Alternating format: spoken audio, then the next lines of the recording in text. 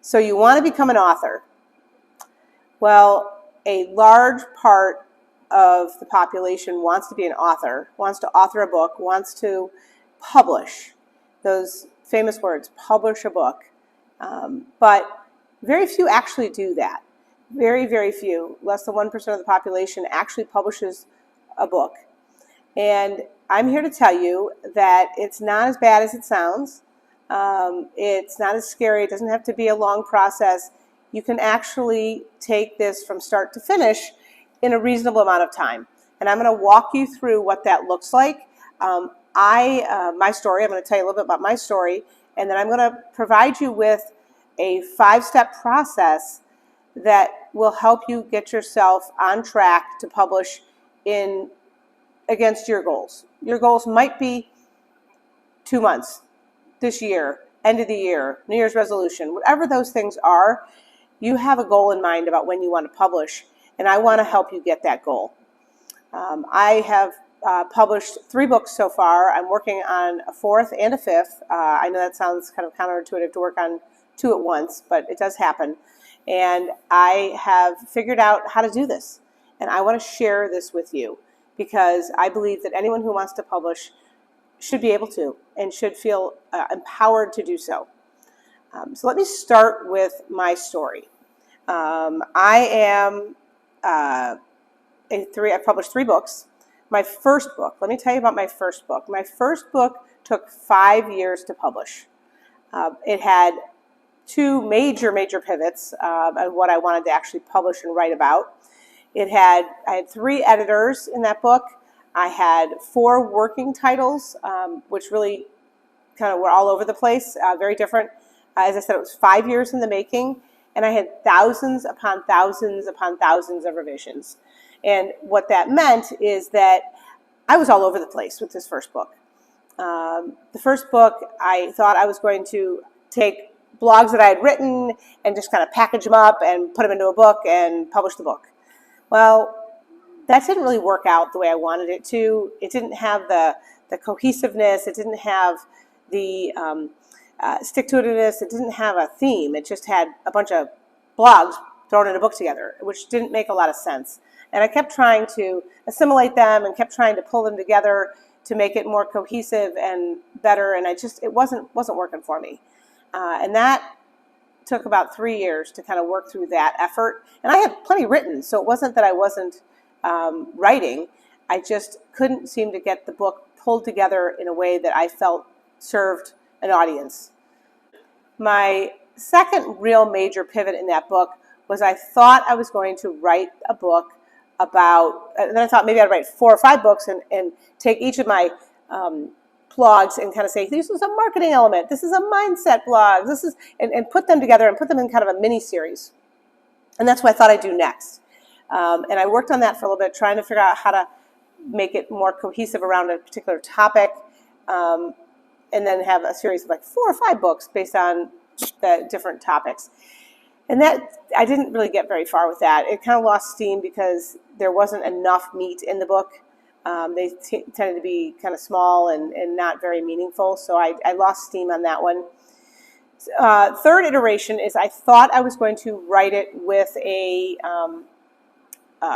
client. And I thought I was going to take a client, and the client and I were going to write a book, and we were going to write a business book, and we were going to talk about how to grow a business and what it looked like and how you got there. And it was going to be the client and myself, and we were really going to focus on that.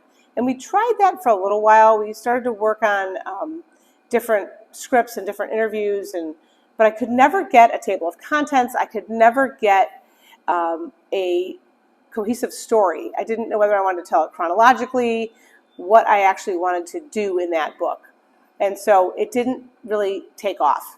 I didn't feel the passion around it, and I didn't feel like I could drive that.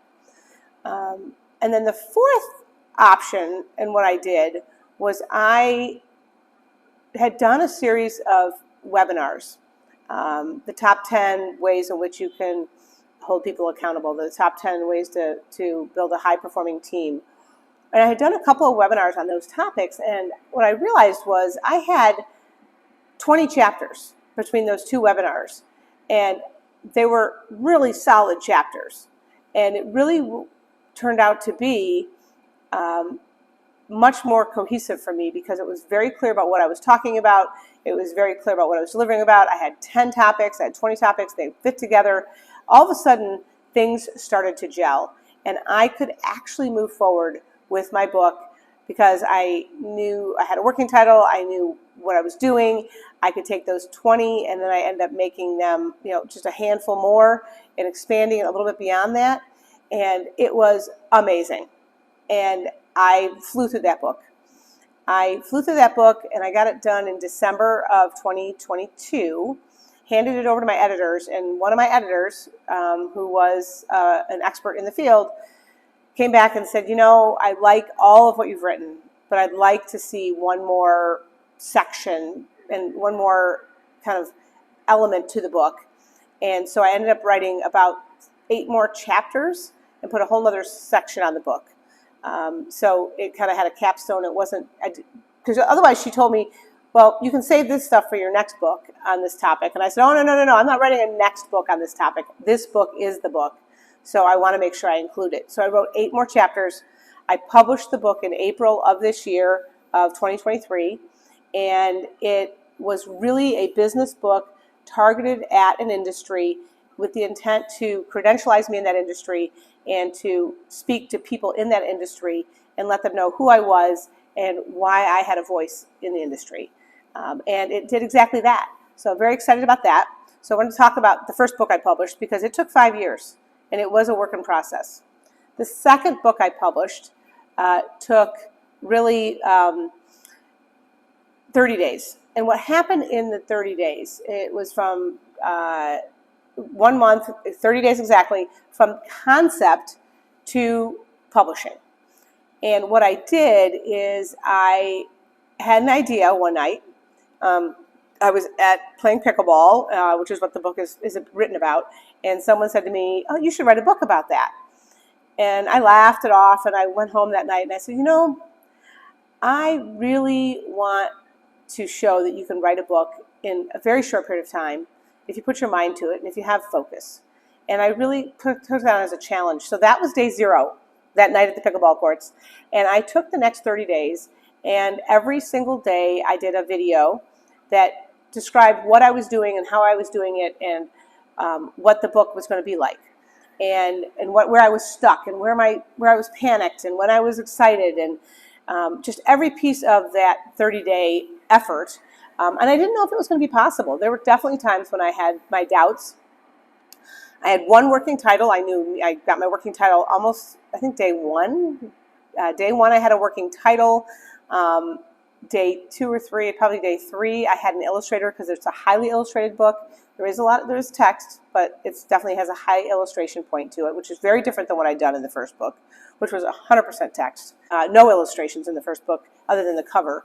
This one was about 120 pages of illustrations with text on every page, meaty text, but text on every page. So I had to find an illustrator. I had 6 editors in this book, which I had editors for illustrations, I had editors for content, because I really wanted to make sure that even though I was moving very, very fast, that the accuracy was there. So that was really important. As I did say, it was 30 days to publish, and I actually ended up with 2 books in that 30 days, which may sound insane to many of you, but I had a little hiccup in the first, day 10 or 11, where I didn't like what the book looked like and how I was publishing it. And I had a change of heart, and I set that aside, that what I didn't like aside. And I said, if I get this other book done in 30 days, the vision I had, then I'm going to come back to this, I'll call it a blooper or something I didn't really like, and I'm going to rework it into something I love and publish it. And that is exactly what I did. That third book took really 2 days to publish. I know that sounds insane, but that book was a coloring book, adult coloring book. So very, very different, but it was a spin-off on the second book. So it had a whole different element to it, but I can talk about that as well. So that was a very, very different type of book. But that's my second book. My third book really is in process right now. It's scheduled in the next 30 days or so to get done. It's taken me 2 months, really. This one I've been working on for, I've had the idea for a long time now, but I haven't set my sights to it. I haven't said, I'm going to go do this. But I had been working on things that contributed to this book for a long time. And that is really important, because for some of you, if you're writing a business book or a book about something you know or have experience with, if you've been able to accumulate knowledge, and whether it's through talks or through speaking or writing, and you have a lot of that content, then it's about, okay, now I'm ready to write. And that's kind of where I went back in September after I published the second and third book. I took a break for a little bit and said, I want to get back to publishing the book that I really, really want to publish. And that one I've been working on. I have one working title, and I know exactly what my working title is. I actually have my book cover already done. I have 3 editors lined up for that one. It has about 40 chapters. There's it was 41, now it's 40. It kind of moves back and forth in that 40 range. I know the titles of every chapter or the topics for every chapter, so I'm working through that right now. And it's really going to be about a 3-month process, start to finish. And it's working out really well. I know exactly how I'm going to do it. I know how many pages I'm going to write, how many chapters I'm doing, and I have a real tight schedule to get that one done. So that's my 4th book. My 5th book, I'm also in the process of, but that one is this book you're reading right now, and I'm going to try and get this one done in less than 30 days, maybe 3 weeks, 2 weeks, and see if I can't get this one done and get it published and show that things can be done in less than 30 days. And that's part of why I'm doing this particular video, is to prep for that book and to get content for that book so that I can pass that along and use it, transcribe it and use it. And I'll talk more about that process later, but that's really why I'm doing this video in particular, to prep for that book and to build content for that book. So that's the story there. Let me really talk about the 5-step process. I didn't set out to work on a 5-step process, but what happened is when I did the second book, I started to define my process. And because I did a 1-minute video every single day of my 30-day challenge, author challenge, what happened is I found that I actually did have a process. And I could define it, and I could give you some structure and what it looks like in each area. And why I was able to do a book in 30 days has a lot to do with this first step in the process, which I didn't have that clarity in my first book. My first book, I was all over the place in this, and that shows in why it took me 5 years. So in this one, the first topic, the first area is clarifying your concept. And that really is beginning with the end in mind, being able to see what you are trying to produce and have really good visibility in your head about it. And the way you know you have good visibility is through 4 different steps. And that's the 4 chapters I'm going to go through. So the first chapter really is getting a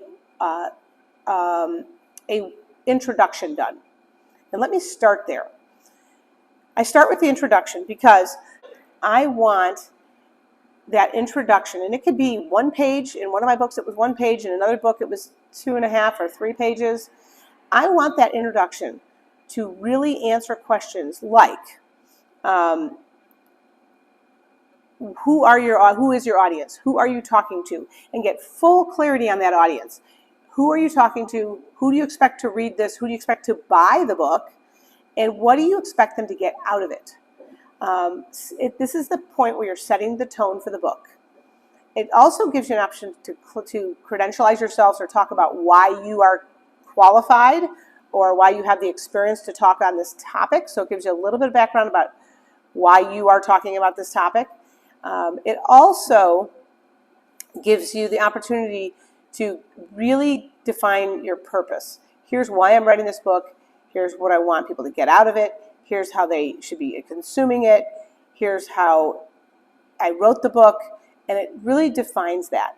Now, you may go back after you write the entire book and rewrite your introduction a little bit. But regardless of whether you're going to do that, I want you to start at the beginning with an introduction that really speaks to your book and why you're doing this and defines your purpose, your audience, sets the tone. All of that is really, really important. And that should give you some really good insight as to how you're going to structure the book, how you want to write the book, how you want people to consume the book. So that is really the introduction. That's step one in the clarifying your concept. Step two in clarifying your concept is getting a table of contents. And let me talk about this a little bit. So in step two, what I suggest you do is, and this is really a brainstorming session, it's a brain dump. Put all the things you want to cover in this book, all the chapters, all the stories, everything, and put it at I wouldn't say a granular level, but a pretty low level. If you want to tell a particular story, put that down. If you want to describe something, if you want to cover a topic, anything you want to do, put it down. And it could be that you have 40 index cards, you could have 80 index cards, but you need to start thinking about, okay, here's all the things I want to make sure get included in this book. And as you're writing those, continue to think about your introduction, because your introduction has set the tone for why you are doing this. And therefore, when you're talking about what you want to share, that should have bearing or should have a tie to your work, to your introduction. It should support the introduction. Yep, that story, I'm telling that story because it supports the introduction. I'm telling that story because it's important to get the point across, and the audience needs to understand this as part of why I'm writing this book. So put all those down. Put all of them down on the paper, put them down on the ground, get through there. And then what I want you to do is, once you really, really have brain dumped, and I mean like you've really squeezed every last piece out of your brain on what you want to put in this book, what I want you to do is I want you to affinitize, really take the affinity and look at those structures and say, if this is everything I want, then how am I going to organize it? How am I going to set it up? Some people want to do chronological. Other people want to do themes. Other people, it's more of a sequencing type of thing as far as I want to take them from one place to another. But you really want to affinitize, and that's not easy. It took me a while to really build the chapters or the affinities along that, and it may take you a while too, because there are stories or there are things that will fit in multiple areas, and you're kind of like, well, which way do I go? Do I go sequential or do I go themed? What do I look at? And I'm talking primarily about, I'll call it nonfiction books. If you're looking at a fiction book, a story, you have an evolution. You have a story to tell. So think about how the development of what's going to happen in the different parts of the story are going to happen is probably going to be in a natural sequence. When you're doing a business book or a book that is less of a story, you have to kind of figure out how you're going to organize it. I'm a big fan of putting together a group of chapters into a section and calling this is this section, and then this section covers this, and this section covers this, and trying to get at least the organization around 3, 4, 5 sections, and then inside each section is a set of chapters or a set of topics you want to cover. Treat them as chapters in early stages, because that might be helpful to you, and you might decide that you collapse some of them, or you bring some of them, you take some of them apart and you make them into 2 chapters. But think about each one as a chapter. But you now have kind of sections and you have chapters. And so now you have a table of contents that you can work with, because you've decided what you're going to put in this book. And it now matches to your introduction, so you now have a lot of clarity. And you might, in the process, find you need to tweak your introduction just a little bit, because you are getting more and more clarity, which is what step 1 is, on the book you're going to write. So that's a couple of them. The next thing I will say is determine your book size and format. And I know that sounds kind of funny early, but I want you to have a real clear vision of what's the purpose of the book, because you have the introduction, now you have all the chapters, you are starting to understand the genre you're purchasing, you're publishing in.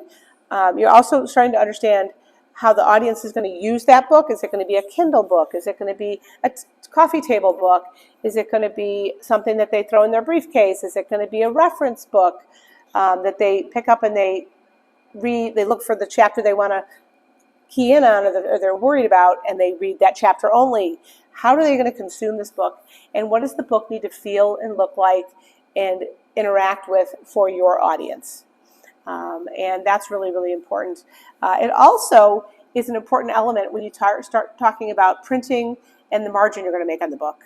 And I know this is really early, but there's a lot of conversation around, do I make money on this book or not make money on this book? How much does it cost to print? What does it look like? And I will tell you that in my first book that I published, it was all text. It was 125 pages approximately, all text, and it was pretty reasonable to print. And I make reasonable margin on it. My second book was terrible because I didn't think about the printing and the margin as a means to it. I was publishing the book for a different reason, but it's full color, full premium color, and it's 125 pages approximately, and it's hardcover. So that combination makes it much more expensive to print, which means I have to charge more, which means, generally speaking, my margins are a little bit less because of the cost to publish that book or print that book on demand. And I'm talking about KDP print through Kindle Direct Publishing through Amazon. That's my frame of reference. I can talk about others, but that's the primary frame of reference I'm going to be using here. So in that element, I now have a book size format. So I have a vision for that. In my adult coloring book, I had a vision for it, and it came out, 8 by 8, and it's a coloring book, so it's black and white. It has blank pages in between, so the number of pages are like half the number I would need because half of them are blank to accommodate marker bleed if people are coloring in marker. But that's something to consider because you want to know what your vision is and how people are going to interact with it will be really, really important. And in that realm, you can then actually use some of the tools that Amazon gives you or KDP gives you to price it and to understand, okay, well, what if it's this size? What if it's this many pages? What if it's color? What if it's illustration? What is it? It will tell you how much it'll cost to print, how much margin you'll make on it, how much you have to charge for it. All that can be figured out really upfront so you don't get too far down the path and go, well, that was kind of dumb. Why did I do that if I'm not going to make any margin on it? And not all books are for making margin. I get that. But it is important to know that upfront. That's really helpful to you. And the fourth element of clarifying your concept is a working title.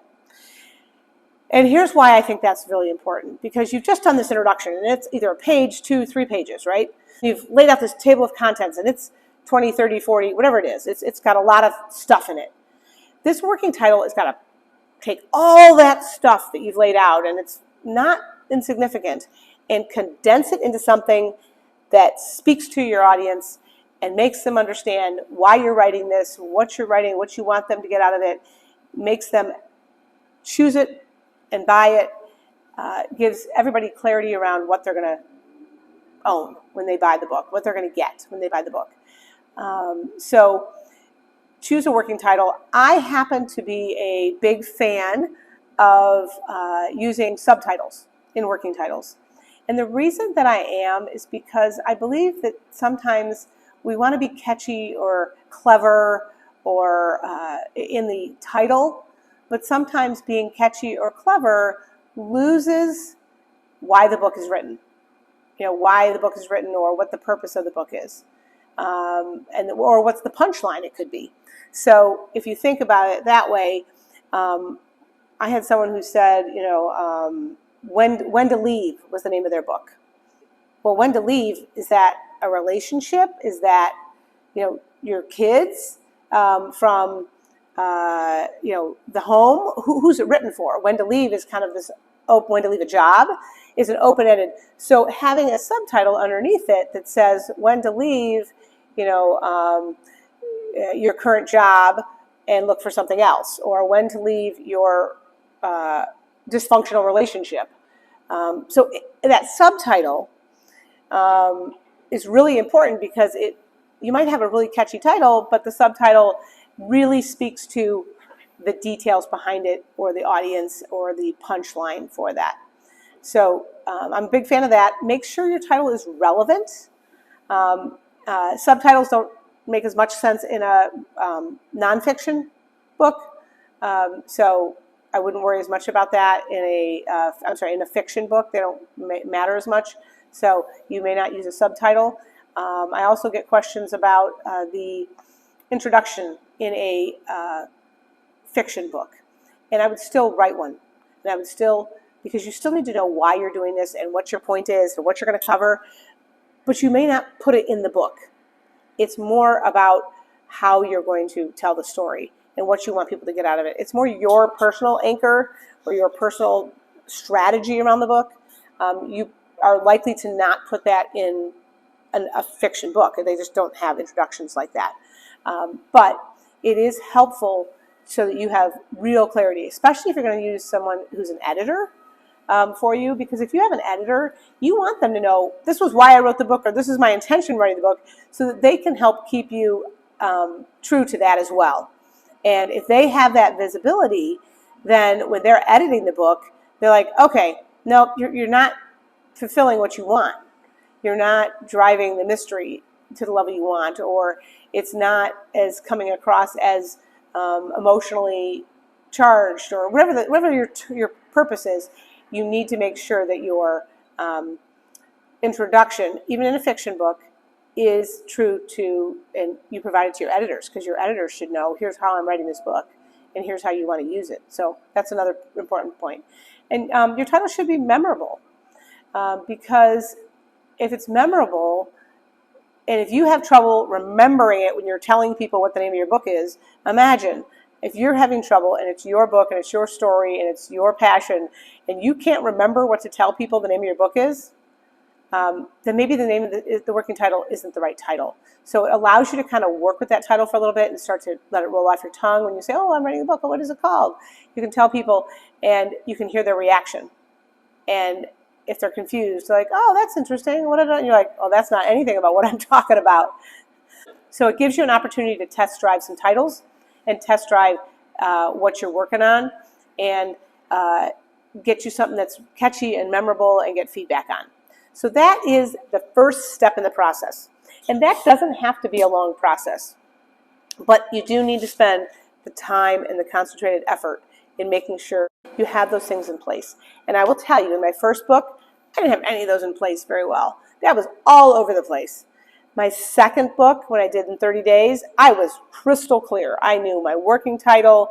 I knew in day one, I knew I had my introduction done almost right off the bat. In the first day or two, I had a table of contents very early on. I brainstormed that.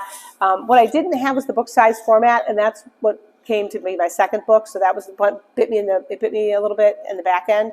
But I did recover from that. But I would say if I had had that up front, I probably would have done something a little bit different right off the bat, and I probably wouldn't have had 2 books. So it was a good mistake for me to make. But I want you to not feel like you're making mistakes. You're moving forward every time with the book you have. So that really gets to section 1. Let me talk to you about section 2. So section 2 is all about doing round 1. And I'll call round 1 is the writing process. Round 1 is, now that I have structure and I have the table of contents and I have an introduction and I have all this framework, what round 1 is, and round 1 is the second step in the process, it's really figuring out, how do you write? What is your writing process that you're going to use? Where are you best positioned to do it? How do you want to structure it? And it's really getting, I'll call it chapter 1 and chapter 2.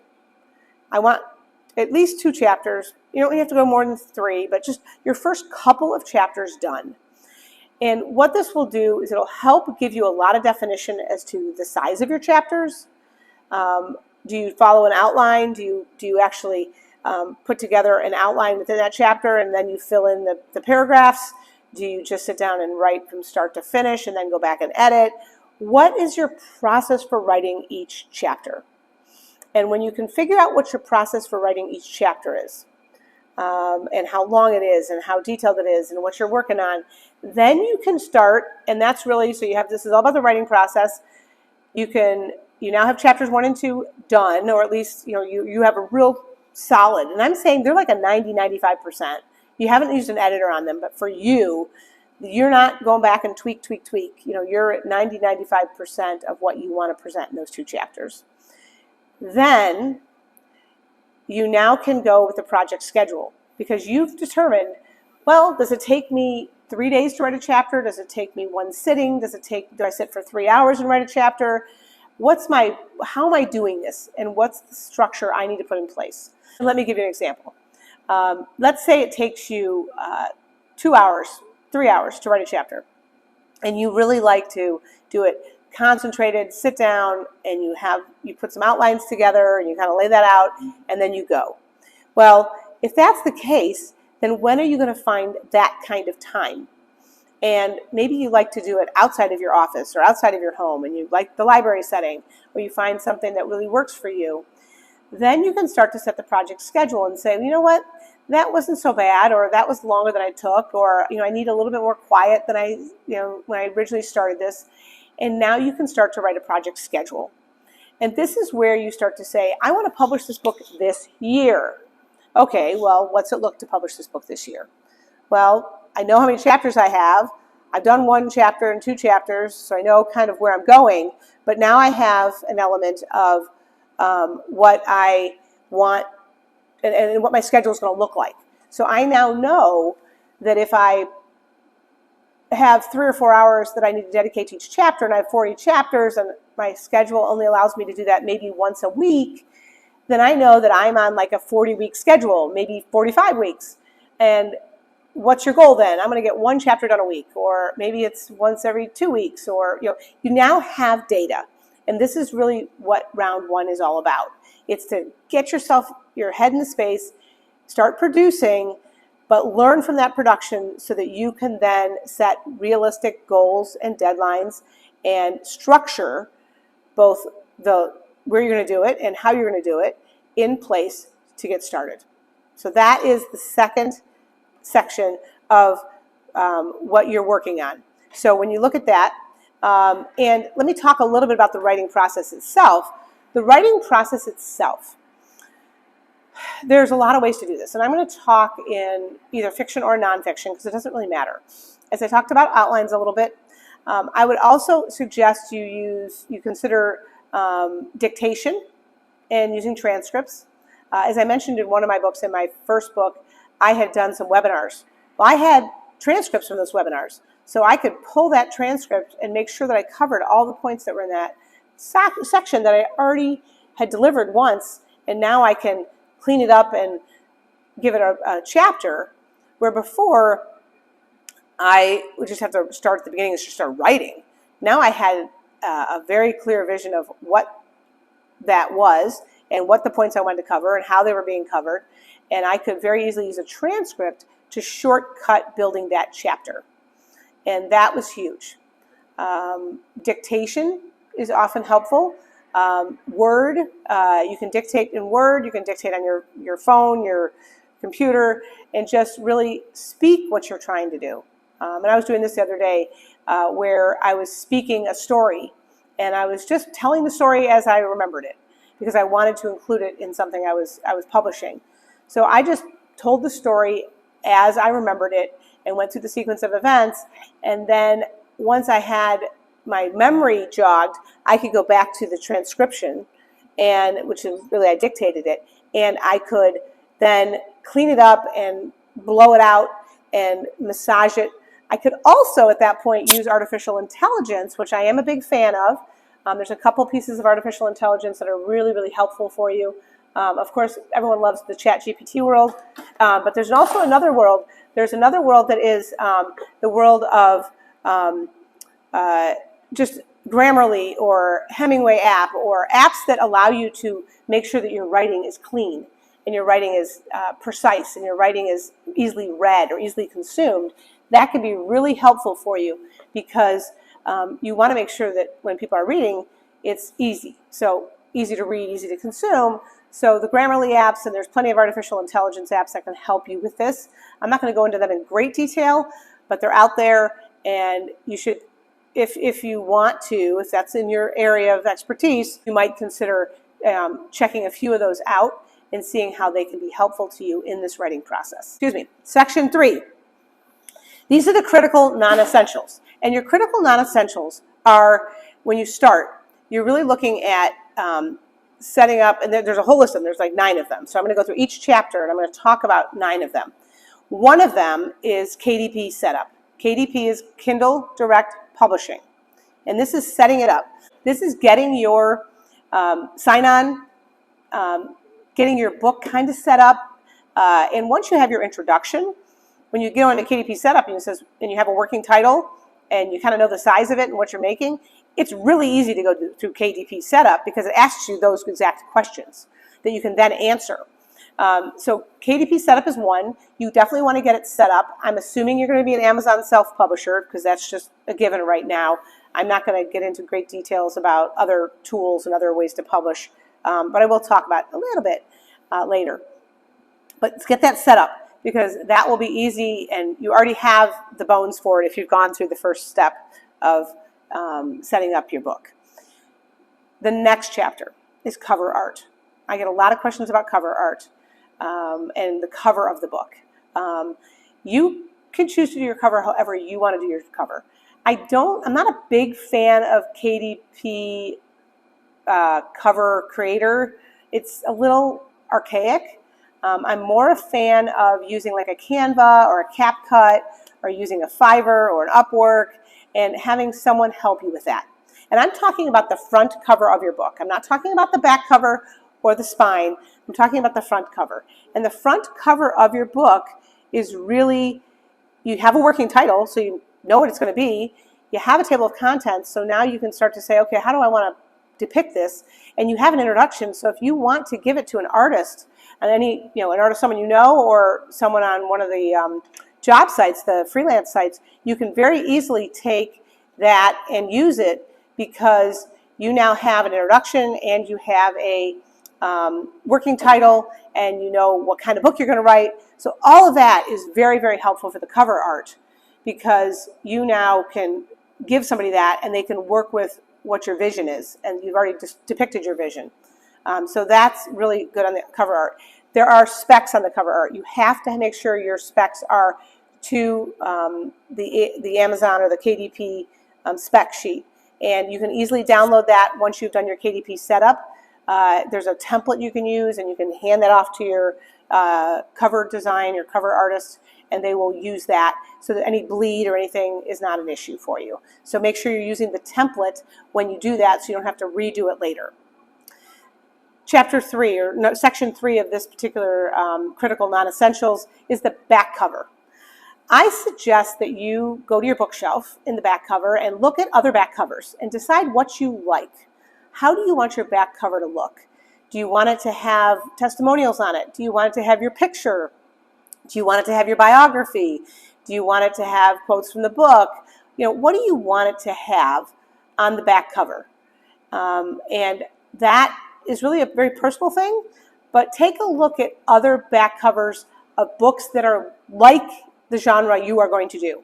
So if you're doing a fiction, look at fiction back covers. If you're doing a business book or a nonfiction book, if you're doing a how-to book, look at other books that are very similar. Go to the library, go to the bookstore, start studying those books and see what you like and don't like, because that will help guide you on how to do your back cover. I'm also a big fan of Canva and CapCut for the back cover. There's no reason why you can't do that. These are a little bit easier to do yourself, but you can also use someone from a Fiverr or Upwork if that's not your thing.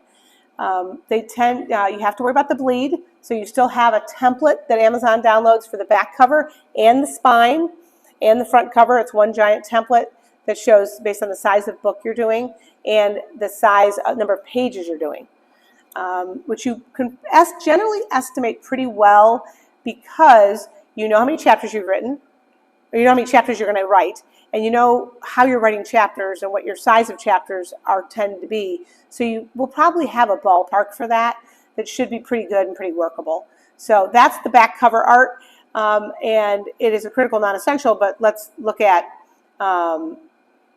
getting that done and getting that started. The fourth element of the critical non-essentials is formatting. Now, there's a couple ways to think about formatting. If you want to format your book yourself, and you're really good at Word or really good at Adobe, kudos to you. It's more important that you write the book than you format the book. It is helpful to have the chapters set up automatically so that you can see the chapters and it can click down and it'll format it for you. A lot of that takes some getting used to and set up. I'm pretty technical, but it's not fun to do, and it's not fun to mess around with, and it distracts you from the writing of the book, which is what you want to be doing in the first place. So I suggest you do one of two things. You just write, and you write your chapters, and you have somebody else format it when you're at the end. Another option is to take your first two chapters and take your table of contents and your introduction, which you have, so you kind of have the front end of it, and use a Fiverr or an Upworks or a freelance or someone who really understands Adobe or Word, and have them do the formatting for you of the first two chapters.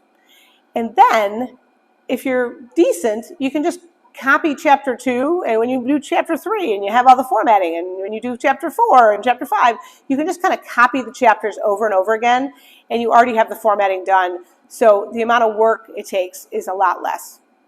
A couple things to think about in the formatting is the header. Sometimes books have the name of the book in the top or the author on the pages and the page numbers on the bottom. So you want to think about that, and when you do your formatting or when you have somebody help you with formatting, if that's the case, make sure that they do that, because that can kind of be a pain when you have, do you want to start your books, your chapters only on the odd pages? Do you want to start them on even and odd pages? What do you want on the page where your chapter starts? Is it different than what you want on the rest of your chapter? So all that needs to go into formatting. And I would suggest you take books off your shelf that are like the books you want, that you want to create, and study them and understand whether or not how they work, because that will give you a good guidance for what you like and what you don't like, what kind of fonts you like, things like that. So that's on the formatting. The fifth aspect of critical non-essentials is the foreword. And a foreword in a nonfiction book, because forewords don't typically exist in fiction books, but in a nonfiction book, a foreword is typically written by somebody else. It is written by somebody else who really says, this person is a great resource for you. This person can really help you. They've been helped by what you've written. They've been experienced with you. They can speak to your credentials at a level that you can't speak to, or they can speak to the content at a level that you can't speak to, and how they've been impacted by the content of the book or the importance of the book. So a foreword could be a client, a foreword could be a higher level expert in that area, but a foreword is really written by somebody else, and it's written to talk you up and to tell, this person's great. You definitely need to be reading this. They're really promoting your book and telling people why they should be reading it. I suggest you take books off your shelf. You're going to hear this like a broken record, and read other forewords and see what you like and don't like. And when you're asking someone to write a foreword for you, give them some samples. Give them some ideas. Give them some guidelines. How long do you want it to be? What do you want to do? And it should be in a similar voice, not the exact voice because they have their own voice, but it should be in a similar styling to the book. If the book is very technical, then the foreword should also be technical. If the other one is not technical, then you should not be technical. So you need to really look at it and say, what kind of book do you want to read? And what am I doing in this? So the foreword needs to get into that element. The sixth aspect is really acknowledgments. And acknowledgments are things that go in the front of the book, and they are, who do you want to thank? And do think about this, because you don't want to forget people. You do not want to forget people when you're doing your acknowledgments. And you want to make sure, whether you acknowledge people directly by name or by group, or by, a little bit more obscure, like all of my clients or things like that. Those are also important acknowledgments. You have a dedication as well, which can be very different, and that's typically very simple. But your acknowledgments are, who are you thanking for this? Who has helped you get where you are? Who has put the information in front of you that you feel really comfortable speaking on? And how have they contributed to that? So acknowledgments are really important. The next section is the author bio. Your author bio, and this is something that's important because it will go on KDP as the, your details about the author bio. So make sure that you have a nice bio. Make sure that it's talking about who you are, why you're qualified if you're writing a nonfiction book, or maybe it's more about your passions and your what drives you, and a little bit more about you as a person and less about you as a author, which can sometimes color, especially if it's a fiction book. You might give a little bit more about you, or what you're passionate about, or your family life, your travels, just all those kinds of things that kind of give you a sense of why you are writing this type of book, or what has driven you, or what your backdrop is. So your author bio doesn't have to be long. It can be short and sweet, but give yourself the credit where credit's due, and use it on Amazon or on the KDP publishing tool. You might put it in the back of the book or on the back cover of the book. It just depends on where you want to put it. Some people put it in the very end, almost like an author bio page at the very end of the book. Other people put it on the jacket of the book. So it just depends on where you want to put it. But that's a really important page. Do not skimp on it. You might even put your contact information if that's relevant, or your social media channels if that's relevant, or an email address if you want people to contact you for some reason.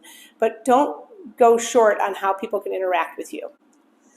The very last chapter in the Critical Non-Essentials is draft books. And let me tell you why this is really, really important, and don't underestimate this. This is the first chance you have to see your work in print. It's a draft. It's not meant to be sold. It's not meant to be edited even. It's just meant to be a draft of your book, of what it looks and feels like in tangible format.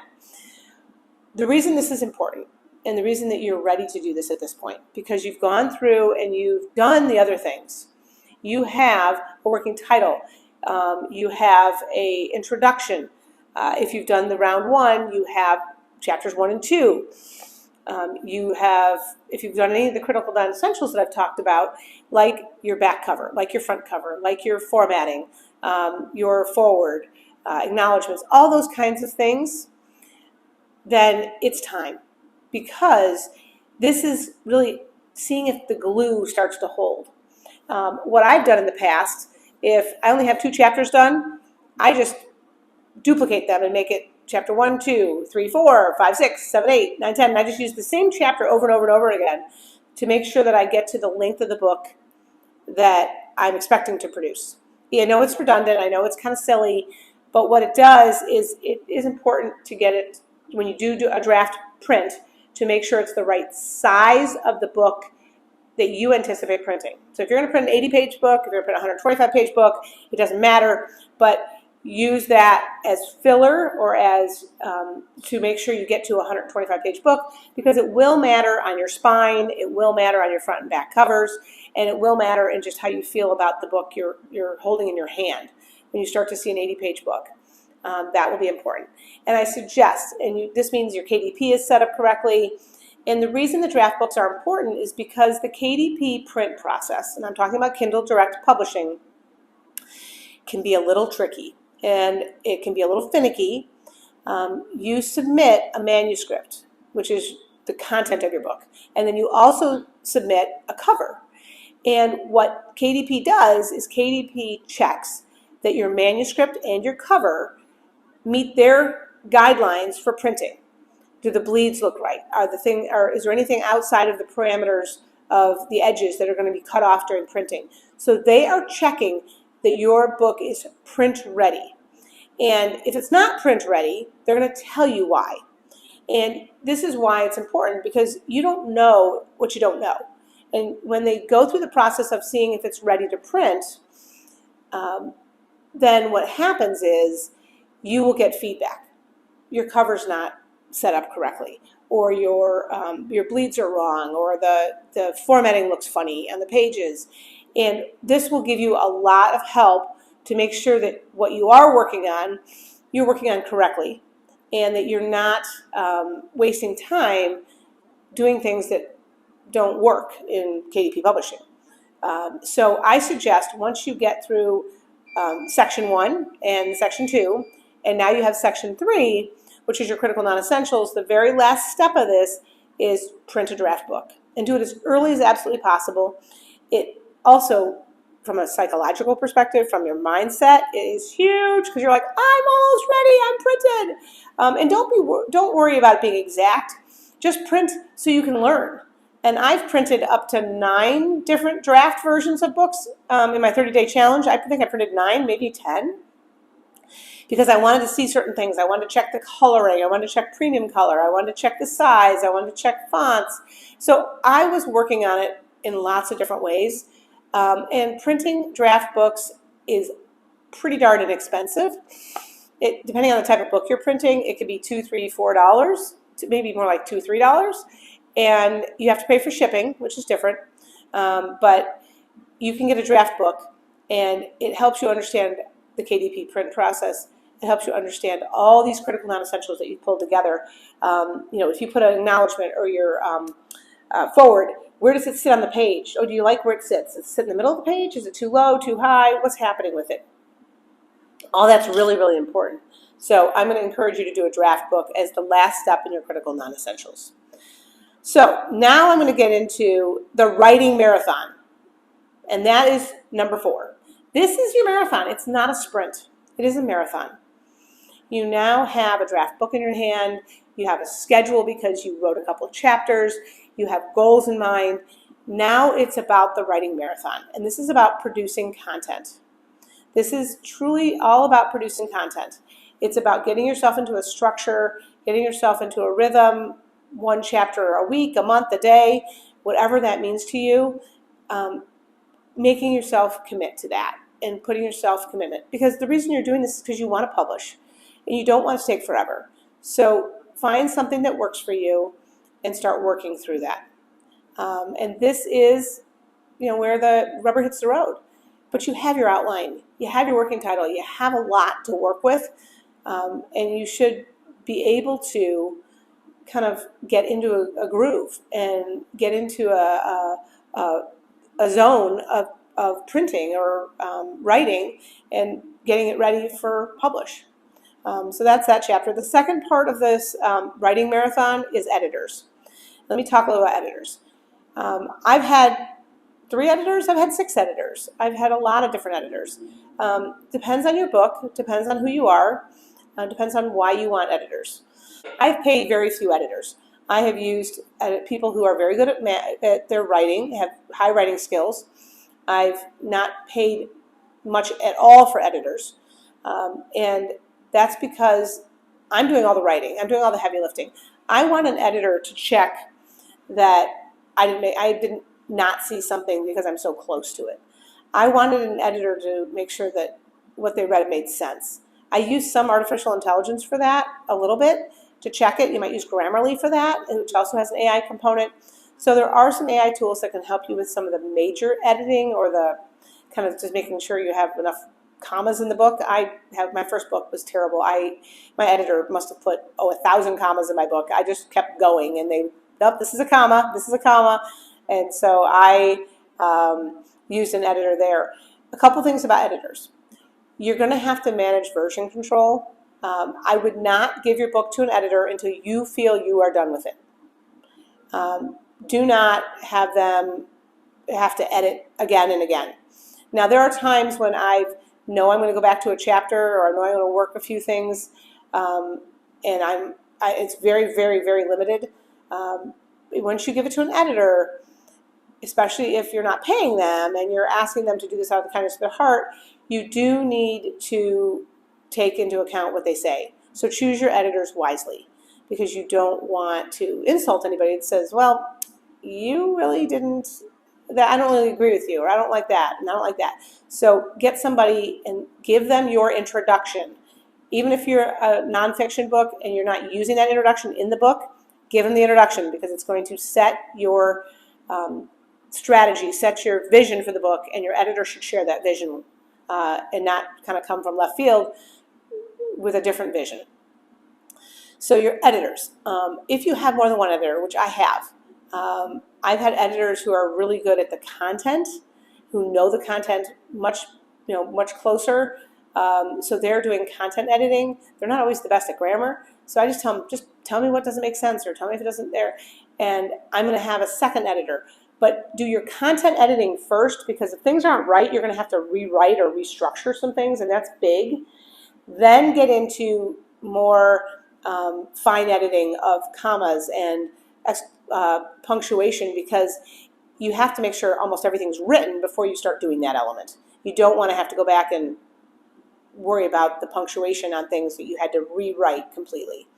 And then sometimes I have a third editor who knows my voice and does a really nice job of that, and she can be a real high, big picture voice. So that's how I use that editor. In my illustrated book, my highly illustrated book, I used someone, I actually had 3 editors in that place that were totally illustration editors. I said to my illustrator, I want the picture to look like this, and I gave him a description. And it was pickleball, and there was very distinct places on where people stand and how people hold rackets and what they do.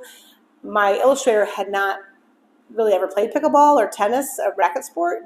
So I needed my illustration editors to study the pictures and make sure that they were accurate, that I didn't have an inaccuracy in the illustrations that would discredit me or not look just right and would take away from the element of being a pickleball book, because clearly I should know about pickleball if I'm writing a pickleball book. But my illustrator did not, so I needed someone to do that. So I had 3 editors who were just illustration editors. I had others who were text editors. So keep that in mind when you're looking at the types of editors you might want. And then the 5th step in this whole process is the finish line. And this is getting that book over the finish line. And sometimes I talk to people who've already written a lot and have manuscripts or have a stack of manuscripts, but they haven't published. And I wonder why, what's happening. And that's the dreaded finish line that they haven't gotten. The finish line has about 6 different components that I'm going to talk about. The first chapter in the finish line section is about revisions. You have editors. You need to take their revisions. You need to put them into it. You need to make sure you know what your final version is. You need to be working through and keep real tight control over what is your final version and where are all your edits going in. Because as you're editing it for what your editors have given it back to you, as you're making those edits, you might see something else, and you want to make sure that you are always working in the final revision, because they're going to give you a version that has edits. And so understand how you're going to get those edits. Are they going to be handwritten on the document? Are they going to be digital? And making sure that you can work with those, because that will be really, really important. Second chapter is the final manuscript. You want to make sure you have your final manuscript. And your final manuscript is fully formatted, fully formatted, which means you have the headers on the pages you like, you have page numbers that you want, you have, some people put the author's name on one of those pages, even your odds, your chapter starts, are they halfway down the page, are they at the top of the page? Do you have any illustrations in the book that need to be, make sure everything's centered? In my first book, I happened to do some call-out boxes. Well, the call-out boxes, I didn't want them on the inner side. I wanted them always on the outside of the page so they didn't get stuck in the binding. So I had to make sure that all of my call-outs were on the left-hand side for even pages and on the right-hand side for odd pages. So that was really important.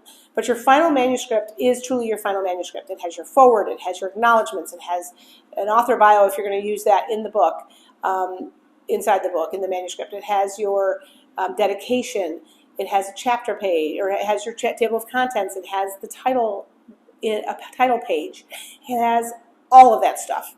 So you want to make sure that your final manuscript is start to finish 100%, the right page numbers, right sections, everything is set up. Third, your final cover. And this means your front, your back, and your spine. It's not just your front and back. And that's where all of it comes together, and you have to have one file that your front cover goes on, your spine, and your back cover goes on, and that fits your bleed and fits everything that Amazon's requiring for printing. So you want to make sure you have your final cover. And I've had to go through a few iterations on that because it didn't work or the bleed wasn't right. So just make sure you keep track of your final cover and that you have it according to the specs that KDP gives you, because they give you exactly what you need to do. So that's really, really important. Fourth chapter in this section is KDP troubleshooting. I don't want to talk a lot about this, but there is a chance that you submit your cover and you submit your manuscript and they come back and say, there's a little problem. And they tell you what the problem is, but you're reading it and you're like, I don't really understand what they're saying. A little known fact that if you want to get support for what the issue is, and your artist isn't doing it for you, or the formatter can't do it for you, and they can't figure it out, you can actually call Amazon KDP Publishing. I know that sounds, absurd. And they will call you back and they will talk through with you what the issue is, where it is, and how to fix it. You have to kind of look through the KDP troubleshooting, but you can actually say, I want support and I want someone to call me, and here's the phone number they can call me back at and when. And I have used this. I have absolutely used this, and it is invaluable. I've used it more than once, where I just was not certain what was going on and why this was not working. And then as soon as they got on the phone with me, they talked me through it. I was like, oh, I get it. I just need to move the words over. They were off the bleed, and I didn't see it on that page for some reason. And now I can submit it, and it will pass KDP Publishing, and it will pass their screening, and it can go to print. So use the KDP troubleshooting option. Have them call you if you have questions. Use your formatter and use your artist to also help, because they do give you templates for that stuff, and they should be following those templates.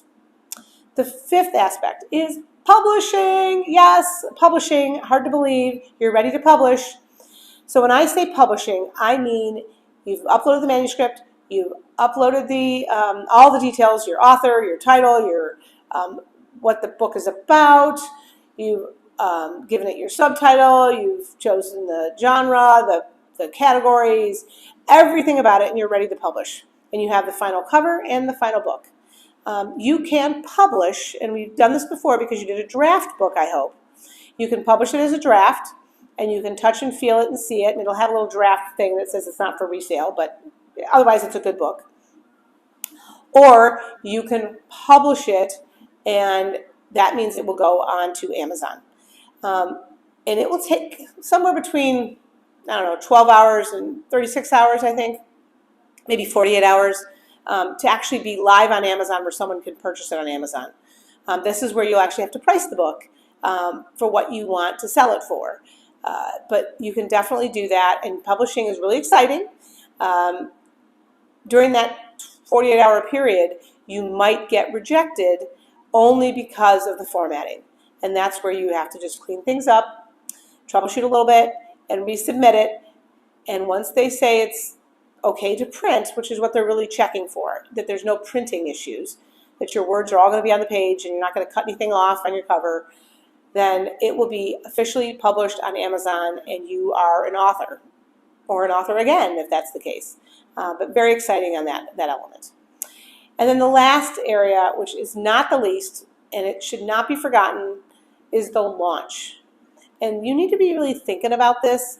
I put it at the end, but it is something that you can think about all along. How are you going to launch this book? Is it a fiction book? Are you going to have are you going to submit it to some local bookstores? Are you going to have it as a reading club, a book club book for somebody that you know? Are you going to promote it there? Are you going to buy some copies yourself at the author price, which is very, very cheap, and then you're going to resell them at a book signing, at a local bookstore, at a library? You're going to hand them to the library. You're going to be in the local author section of the library. What are you going to do with them? Are you going to give copies of them to your editors as a gift or as a thank you? What are your illustrator, your whoever's doing the work for you? Are you going to give copies of them? So your launch is important because your launch is really saying, I wrote a book, now I need to tell people about it. Are you going to tease that you're talking about this book before you even publish it? My 30-day author challenge, I did 30 videos, or actually 31, but a video every single day during my author challenge, and I teased the heck out of that book. So when I went to publish the book, it was already teased out there. So I had 30 days of prep and ready for it. Are you going to hire someone from PR to help promote the book? Does your book have a niche that really fits well? My pickleball book fits into the pickleball world. My first book was about home care, so do I want to try to promote it in the home care industry in certain groups, in certain industries? Do I want to send copies to people that I think could be influential in that industry? Am I going to be giving it to future clients as a teaser? Is it a giveaway? Am I giving it as a door prize somewhere? All those things that go into a successful launch and a launch of the book. It also goes back to, why did you write this book in the first place? Did you write this book to make money? Did you write this book to save your memoirs as a legacy to your family and to your friends? Did you write this book to get clients? Did you write this book to credentialize yourself as an author? Be true to why you wrote this book in your launch. If you wrote this book to make money, that's a little bit, it's not as easy as it sounds. Then you might think about doing some things that are different in the launch. Are you going to hire a PR person because you really want to get this out there? You want to be on TV, you want to be in the news, you want to really push hard on this. Are you willing to spend some money because you want to make money? That's different. If you are doing this as a client acquisition tool, then who are you going to be sending this to? And what do you expect from them? Or how do you want to push this? Are you going to a conference where this is really helpful? Are you speaking somewhere where you can sell the book after the conference? But really think why you're writing this book and what your intentions are when you look at your launch, because that will be aligned to why you're writing the book and what you anticipate getting out of the book. The dirty little secret is most books on Amazon sell between 100 and 300 copies total, and they're not making a lot of money. But they've written it and they publish it and they're using it as a tool or as a memoir, and it's a personal project for them. So keep that in mind as well, that you need to know why you're doing this. I'm going to wrap up there. It's a 5-step process. There's no reason why you can't take it step by step. I encourage you to take it step by step. I encourage you to really just work through that first step in the process and then get to the second step and try that out. Don't overcommit yourself. The second step in the process is going to begin to get you some idea on schedule. It's going to begin to get you that timing. So take it for that. Don't beat yourself up if you're ahead of schedule or behind schedule. Figure out what it's going to take to get you where you want to go and whether or not you can actually pull that off. So that's another element. But hopefully I've given you a lot of good tips, good information, and ways to think about becoming an author and publishing a book on your timeline with your goals in mind, and not beat around the bush, but take it from start to finish in more of a direct path than this circuitous path that I have taken on my first book, which was 5 years. Good luck to you all. Bonus material on publishing consultants. Let me talk about that for just a hot second.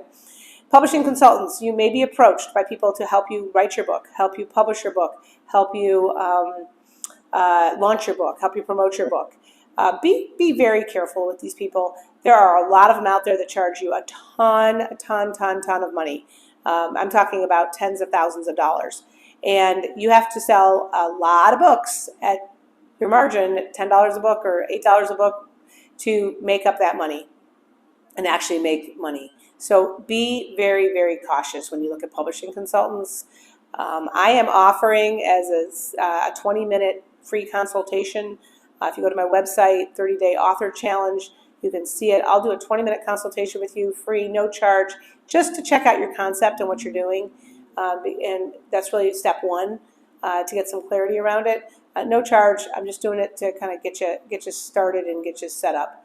But be wary of those that are looking in the tens of thousands of dollars to get you published, get you launched. Oftentimes the math doesn't work out.